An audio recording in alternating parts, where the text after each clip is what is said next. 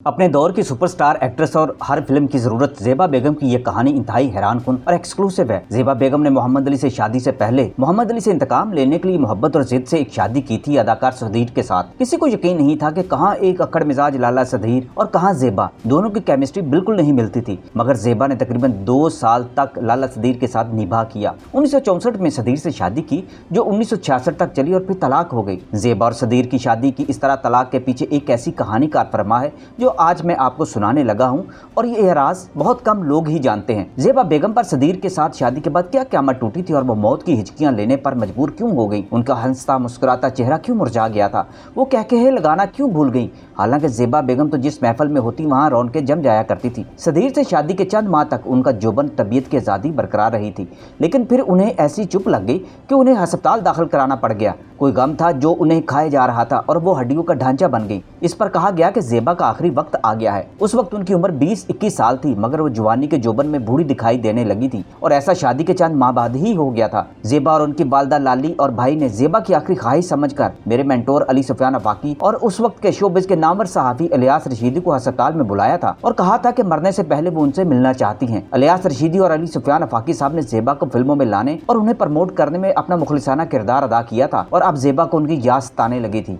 ज़ेबा की इस हालत के और उनकी जिंदगी के अहम तरीन राज के चश्मदीद गवाह अफाकी साहब थे। वो अक्सर कहा करते थे, ज़ेबा ने सदीर से शादी तो कर दी, मगर कुछ अरसे बाद उन्हें एहसास हो गया कि सदीर एक खास डिसिप्लिन के आदी हैं। उनकी बीवी होते हुए ज़ेबा पर कुछ पाबंदियां आयद हो गई थी। वो जब भी शूटिंग के लिए स्टूडियो जाया करती थी तो एक चौकन्ना मुलाजिम उनके हमरा होता था जो उनसे मिलने जुलने वालों पर नजर रखता था। खुद ज़ेबा भी सेट पर बहुत महदूद रहने लगी थी। कहाँ तो वो एकदम चहकने वाली ज़ेबा जिनकी मौजूदगी से सेट पर रौनक सी लग जाती थी, जो हंसने हंसाने बातें करने और फिक्रे चुस्त करने में माहिर थी, और कहाँ ये ज़ेबा जो संजीदगी का नमूना बन गई थी, बिला ज़रूरत किसी से बात नहीं करती थी। दूसरे लोग भी बहुत मुहतात हो गए। आखिर वो लाला सदीर की बेगम थी। अब हर एक को इल्म था कि सदीर साहब इन मामलत में पुरानी कदरों के कायल हैं, इसलिए दूसरे लोग भी ज़ेबा के साथ एक एहतराम अमेज फासला रखने पर मजबूर हो गए। एक दिन हम किसी फिल्म के सेट पर गए तो ज़ेबा वहाँ मौजूद थी। हमें देखकर वो मुस्कुराई। वो शार्ट देकर फारिग हुई तो हम हस्बे हादत उनके पास चले गए। 2-4 इधर उधर की बातें की, मगर जवाब में ना कोई फिक्रा चुस्त किया गया, ना उनकी खनकती हुई हंसी की आवाज़ सुनाई दी। वो खासी संजीदा और मतीन नजर आई। फिर वो शार्ट देने के लिए दूसरे कैमरे के सामने पहुंच गई। इसके बाद उनसे मिलने का इत्तेफाक हुआ, मगर पहले वाली ज़ेबा में और उस ज़ेबा में हमें ज़मीन और आसमान का फर्क महसूस हुआ। एक रोज़ वो एवेन्यू स्टूडियो में हमें मिली और सेट पर जाते हुए हमारे पास से गुजरी तो हम भी अलग सलग के बाद उनके हमरा चलने लगे। सेट पर दाखिल होने से पहले उन्होंने आहिस्ता से कहा, अफाकी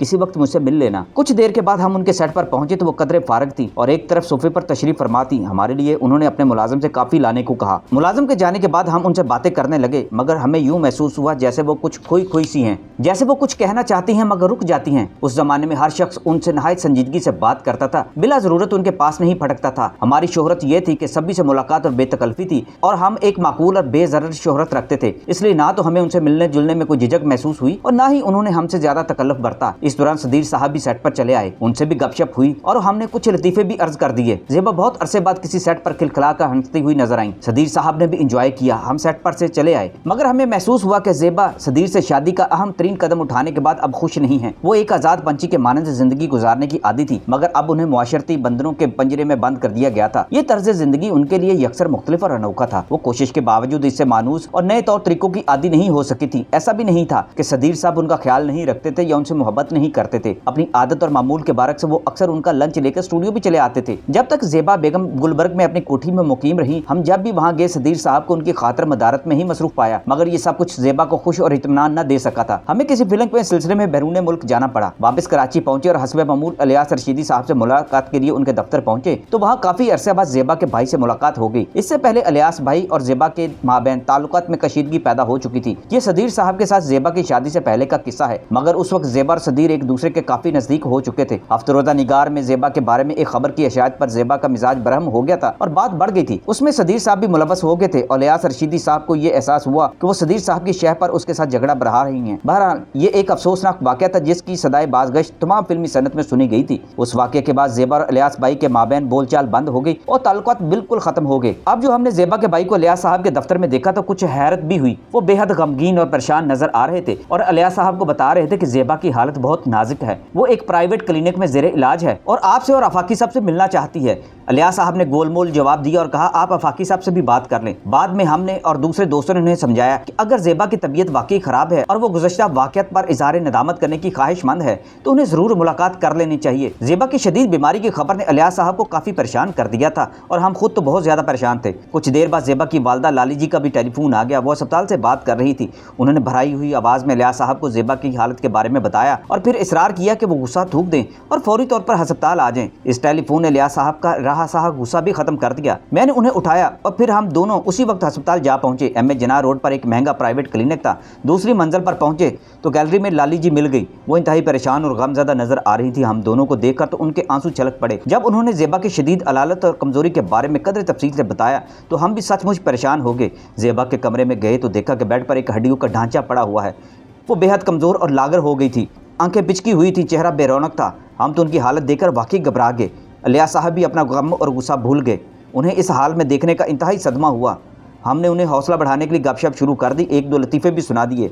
ज़ेबा पहले तो मुस्कुराई और फिर खिलखिलाकर हंसने लगी, मगर एकदम उनकी सांस फूल गई और उन्होंने खांसना शुरू कर दिया। हम सब घबरा गए। नर्स कमरे में मौजूद थी। उसने फ़ौरन उनका सर और कमर सहलाई और दवाई पिलाई। लाली जी हमें इशारे से बुलाकर कमरे से बाहर ले गई और बोली, अफाकी ज़्यादा ना हंसाओ, इसमें तो हंसने की ताकत भी नहीं है। ये कहते हुए उनकी आंखों से फिर से आंसू छलक पड़े। लाली जी ने बताया कि बज़ाहिर कोई तशवीशनाक बीमारी नहीं है, मगर कमजोरी बहुत ज़्यादा बढ़ चुकी है। डॉक्टर कहते हैं कि इसके जहन पर कोई बोझ है, कुछ सदमा है जो उसे अंदर ही अंदर खाए जा रहा है। उन्होंने ये भी बताया कि ज़ेबा लाहौर से वापस आने के बाद सदीर के घर दोबारा जाने पर रजामंद नहीं हैं। अस्पताल में उस रोज़ हमें सदीर साहब भी नजर नहीं आए और ना ही उनका जिक्र आया। ये सब चीज़ें इस बात की निशानदही करती थी कि ज़ेबा और सदीर की ज़िंदगी एक अहम मोड़ पर पहुंच चुकी है और ज़ेबा ने अपनी आइंदा ज़िंदगी के बारे में कोई नया फैसला कर लिया है। दूसरे दिन हम कराची से लाहौर चले आए, मगर टेलीफोन पर इलियास साहब से रब्ता रहा। मालूम हुआ कि ज़ेबा अब बेहतर हो रही हैं। कुछ दिन बाद वो क्लिनिक से अपने घर पहुंच गई और रफ्ता रफ्ता ठीक हो गई। कुछ अरसे बाद वो लाहौर आई तो बहुत हद तक उनकी पहले वाली सेहत बहाल हो चुकी थी। चेहरे की रौनक और ताजगी के साथ साथ उनकी खामोशी और संजीदगी में भी कमी पैदा हो चुकी थी और पहले जैसी गपशप और शोखियाँ उनका मामूल बन गई थी। उसी ज़माने में ये खबर ये आई कि ज़ेबा और सदीर में तलाक हो गई है। इस तरह ज़ेबा की ज़िंदगी का ये बाब ख़त्म हो गया।